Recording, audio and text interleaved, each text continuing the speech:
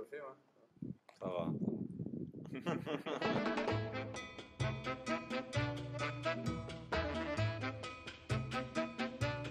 Donc je m'appelle Étienne Besancenot, je suis responsable du château de Caragui. Caragui proviendrait du nom d'un centurion romain. Il se trouve au centre des Corbières, donc qui est une appellation historique en France, l'une des plus grandes appellations, et plus spécifiquement sur le terroir de Boutenac. On est sur un climat méditerranéen, c'est quand même chaud et sec en été, mais en même temps on a un climat très marqué par la tramontane. Donc il y a un vent frais et sec venant du nord-ouest.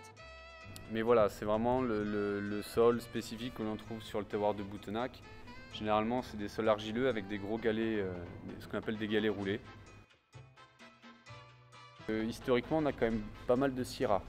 On a à peu près une trentaine d'hectares de syrah. C'est le cépage dominant sur le domaine. Mais après, voilà, on replante nous du carignan, qui est le cépage historique des Corbières, et notamment de Boutenac, du Mourvèdre, du Grenache. Après, on a du cinsault. Et en blanc, on est sur Grenache blanc, Roussanne, Marsanne et un peu de Vionnier. Les techniques utilisées sont basées sur l'agriculture biologique. Donc le domaine a été un des premiers en Languedoc-Roussillon à être passé en bio, en agriculture biologique dans les années 80.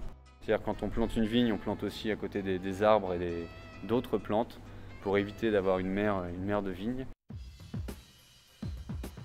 Dans le chai, après, c'est relativement simple, hein. Il n'y a pas de technique très compliquée. L'idée première est de rentrer un raisin peut-être bête de dire ça, mais un raisin de qualité. Ici, on peut facilement dans le sud faire des vins très concentrés, très extraits. Et nous, on essaie de travailler dans le sens inverse. Voilà, on n'a pas de recette écrite. On a quelques outils qu'on utilise ou non en suivant la dégustation. On avait l'image de vin un peu rustique, un peu fort, un peu dur, un peu animal. L'idée, voilà, c'est une image un peu plus fraîche qu'il y a 10 ans, quoi.